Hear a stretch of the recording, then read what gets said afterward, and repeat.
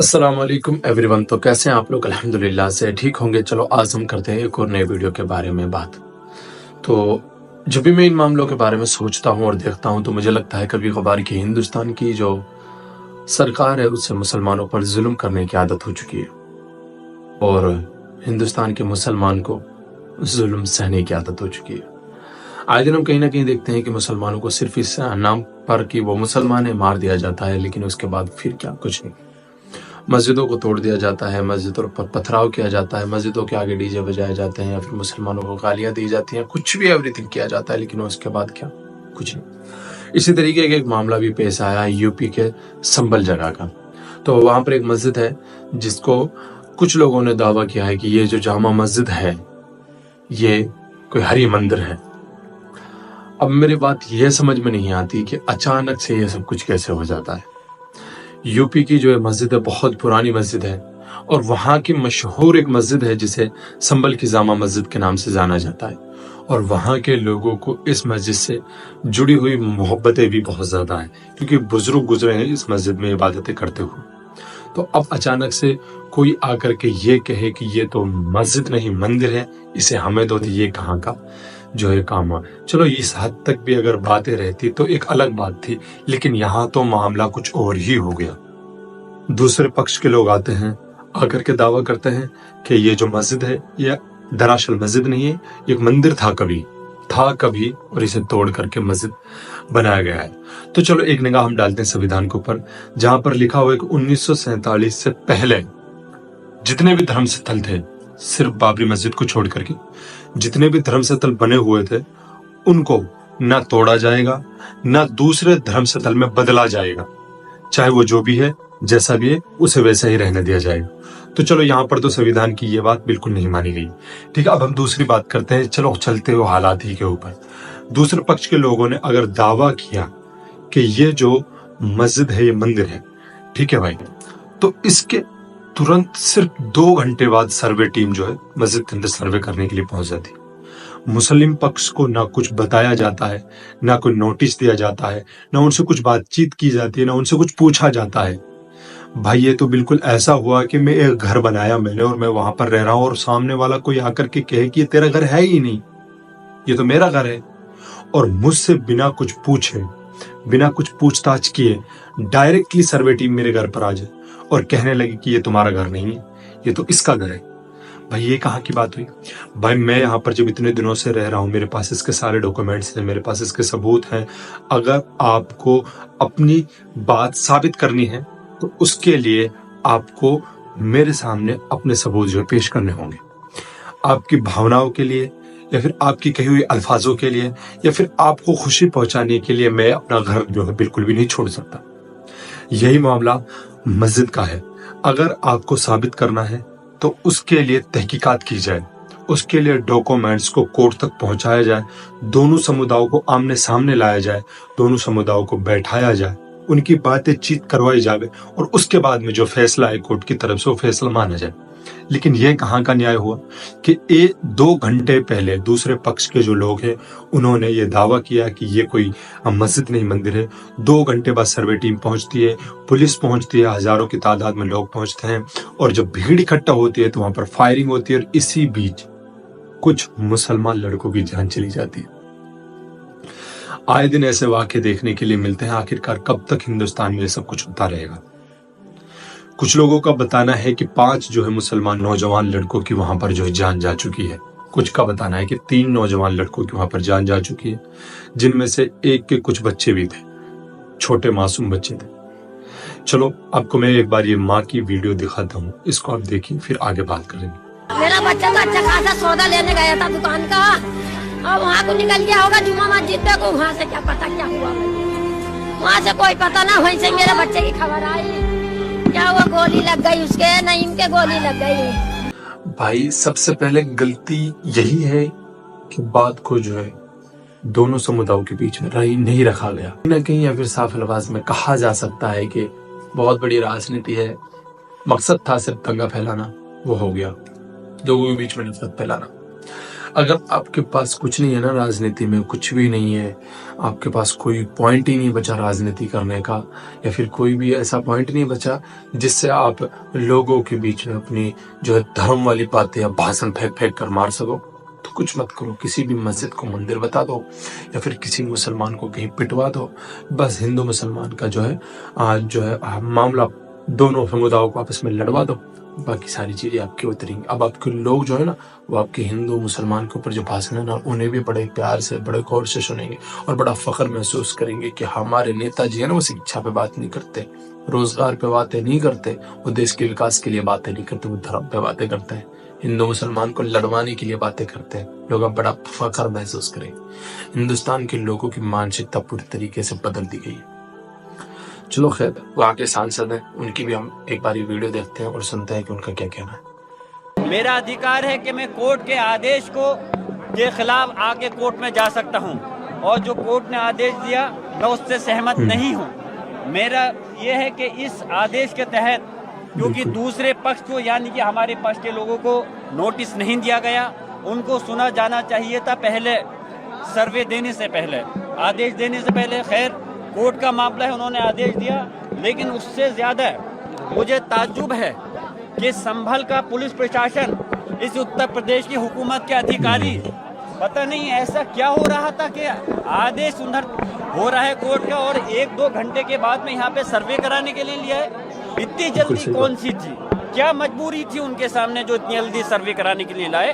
और सर्वे ये 2 दिन, 4 दिन, 1 हफ्ते में कभी भी हो सकता था। लेकिन अगर पुलिस प्रशासन इतनी जल्दी अगर और चीजों में भी कर लेता, अगर ये पुलिस प्रशासन के जो लोगों के साथ हम मॉब लिंचिंग होती है, अगर उसमें भी इतनी सख्ती दिखाता, अगर ये पुलिस प्रशासन इसी तरह से लोगों के खिलाफ जो झूठे मुकदमे हैं उसको रोक करके उनके खिलाफ कार्रवाई करता जो इस टाइप का माहौल खराब करना चाहते हैं, तो हमें भी खुशी होती। मालूम नहीं कौन सा नोबेल प्राइज मिलने वाला था। खैर, फिर भी इन्होंने, पुलिस प्रशासन ने, कि अरे ये कितने भी, मैं खुले उससे कह रहा हूँ, कितने 10 चाहे ड्रोन कैमरे यहाँ पे लिया है, मैं खुली उससे आवाज को अपनी कह रहा हूँ, ये मस्जिद थी, मस्जिद है, और इंशाअल्लाह मस्जिद रहेगी क़यामत तक। और रही बात जिस संभल के अंदर सुकून है, हम सुकून को ही कायम रखना चाहते हैं। मैं आज सांसद हूँ इस जगह, आज यकीनन दादा मोहतरम बख्श साहब की बहुत कमी है, क्योंकि वो संभल की जामा मस्जिद से बेपनाह मोहब्बत रखते थे, हमदर्दी रखते थे। और लेकिन आज सबकी जिम्मेदारी बनती है कि हम अपनी मस्जिद की हिफाजत के लिए कानूनी लड़ाई को लड़ेंगे। प्लेस ऑफ वर्शिप एक्ट जो कि पार्लियामेंट ने बनाया था, मैं पूछना चाहता हूं कि संविधान, ये प्रदेश और देश किसी की भावना से नहीं चलेगा, ये देश संविधान से चलेगा, ये देश कानून से चलेगा। हमारी पार्लियामेंट ने प्लेस ऑफ वर्शिप एक्ट बनाया था, उसके अंदर सीधे सीधे ये है कि जो 15 अगस्त 1947 से पहले जो भी धार्मिक स्थल अपनी जगह है वो अपनी जगह रहेंगी। उसकी धारा 2 कहती है, प्लेस ऑफ वर्शिप एक्ट की धारा 2 कहती है कि अगर कोई केस अगर किसी धार्मिक स्थल के खिलाफ है, और अगर वो केस अदालतों के अंदर है जो 1947 15 अगस्त से पहले धार्मिक स्थल है, तो उस केस को, उन पेंडिंग केसों को बंद कर दिया जाएगा। प्लेस ऑफ वर्शिप एक्ट की धारा 3 कहती है कि किसी भी प्रकार के किसी भी धार्मिक स्थल को दूसरी धार्मिक स्थल में नहीं बदला जाएगा। प्लेस ऑफ वर्शिप एक्ट की धारा 5 कहती है कि जो बाबरी मस्जिद को छोड़ करके हर धार्मिक स्थल पे ये लागू होगा। तो मैं पूछना चाहता हूँ, क्या सुप्रीम कोर्ट का जो बनाया हुआ कानून है उसको मान्य, सुप्रीम कोर्ट ने पार्लियामेंट का बनाया हुआ जो कानून है उसको सभी लोगों को मानना पड़ेगा, चाहे पुलिस प्रशासन हो या कोर्ट हो, उस कानून को मानना है। पुलिस प्रशासन का मकसद है कि अगर कोई गलत करे तो उसको के खिलाफ मुकदमा रखना, न्यायालय का काम है अगर कोई गलत करता है उसके खिलाफ मुकदमा होता है तो उसके खिलाफ कार्रवाई करना, उसको सजा देना। लेकिन जो कानून बना हुआ है उसके खिलाफ आप कैसे कर सकते हो? हमारी मस्जिद को ये 2, 4, 5, 10 साल पुरानी नहीं है।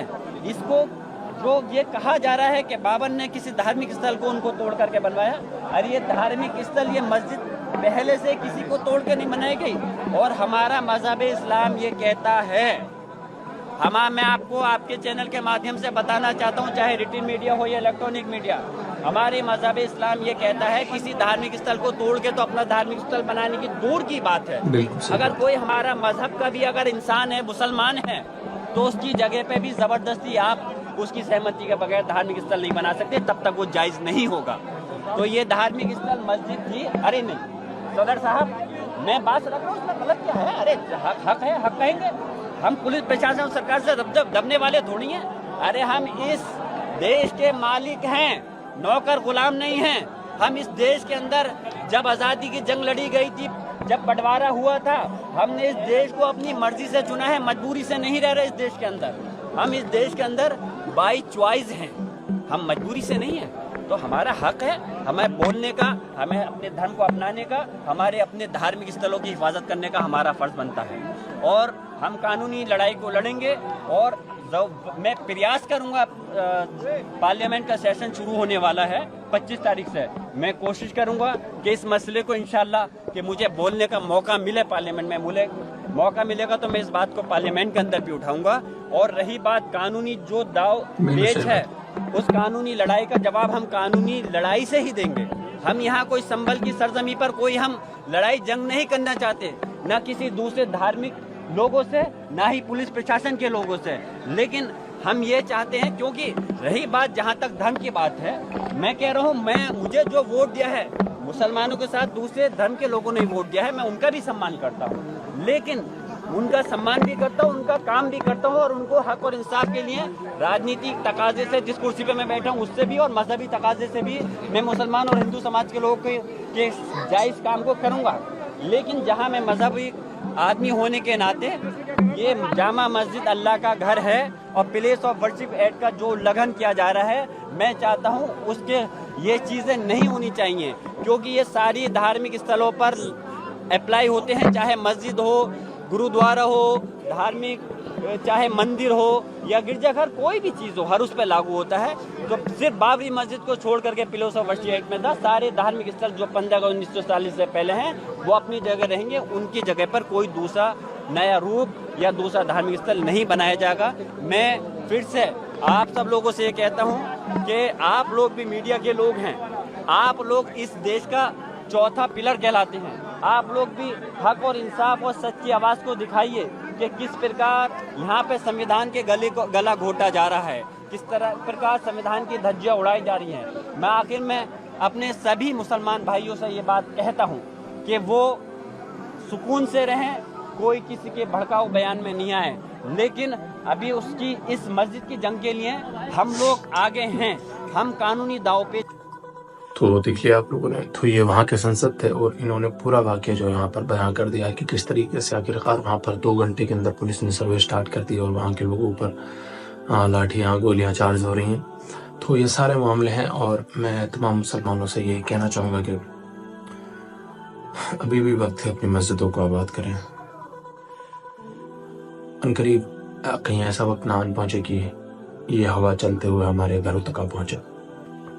तो वीडियो को ज़्यादा से ज़्यादा शेयर करें, उन लोगों तक ज़रूर से भेजना कि जिनको सिर्फ दुनिया के मामलात के बारे में ख़बर होती है, लेकिन इन मामलात के बारे में वो कोई ख़बर नहीं रखते। और इसको आगे शेयर करें ताकि तमाम मुसलमानों को इसके बारे में पता चल सके, और कहीं भी हमारी ज़रूरत पड़े तो इंशाल्लाह हम इसके लिए तैयार रहें। ठीक है, बाकी मिलते रहेंगे। दुआ करना संभल के मुसलमानों के लिए, वहाँ की मस्जिद के लिए, और तमाम मदारिस, मसाजिद और खानकाहों के लिए, और तमाम मुसलमानों के लिए अल्लाह, और जो हमारे भाई शहीद हुए अल्लाह उनको जन्नतुल फिरदौस में अल्लाह मक़ाम अता करे। ठीक है, बाकी हम अपने हिंदुस्तान की सरकार से उम्मीद रखते हैं कि वो फैसला हक के लिए करेंगे इंशाल्लाह से। ठीक है, बाकी मिलते रहेंगे इंशाल्लाह। जज़ाकल्लाहु खैर।